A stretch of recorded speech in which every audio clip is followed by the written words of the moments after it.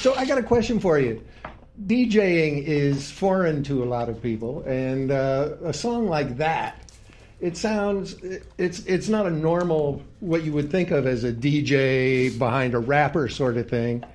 What exactly are you doing? That is an amazing question in 2024, because not to get on my soapbox, but I feel as though the art of DJing has been diluted in a lot of ways.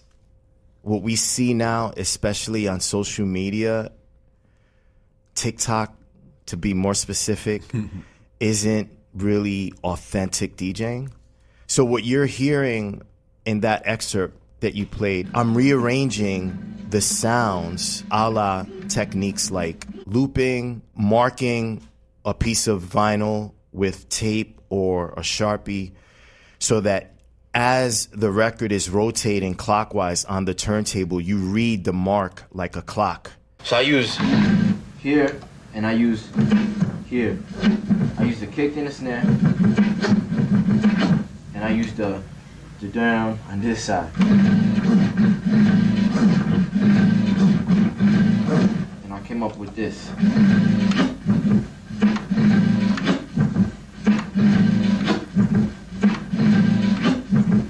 We call it beat juggling. You're juggling the sounds manually with your hands in real time, and it's almost like you're remixing the music that you're playing. Yeah.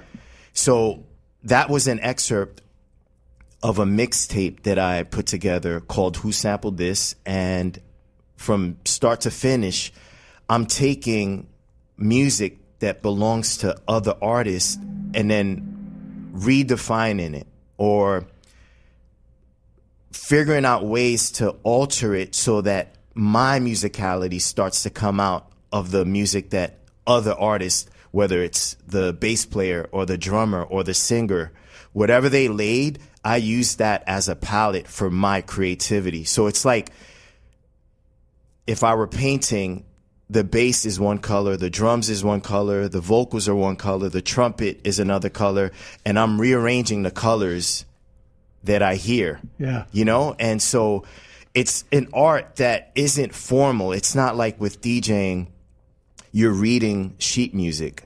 It's super intuitive. And when you think about how this art form came to be, that it was young black and brown kids in the Bronx, New York City, who didn't have access to the kind of money that you needed to pay for lessons on how to play bass guitar or drums. But the neutralizer in that predicament was that these black and brown kids had turntables in their parents' homes and decided to redefine the purpose of a turntable and used it as an instrument. Right. And in the mid-1970s, you had DJs like Grounds Theodore who decided to coax sound out of the turntable by moving the record back and forth and creating what we call a scratch. Now there are schools that are making millions of dollars teaching this technique that a poor black kid in the Bronx stumbled across. Yep. Or Grandmaster Flash figured out a way to extend this 8-second part of a song like Take Me to Mardi Gras, Bob James. The break part on Take Me to Mardi Gras starts in the beginning and it lasts for about 8 seconds. So if that's the exciting part of the record, how do I extend it? Grandmaster Flash decided to buy duplicate copies of Take Me to Mardi Gras and figured out a way to loop the beginning with his hands. Yeah. And listening with his ear, queuing up the turntable that the audience isn't listening to in his headphones to the beginning of the song, and then dropping it on the 16th note of a third beat. Yeah. You know, like music theory, but Flash at 18 isn't realizing he's transforming music theory onto turntables. Right. You know, so these are the techniques that I do in my mixtapes, and that was an example that you played for sure.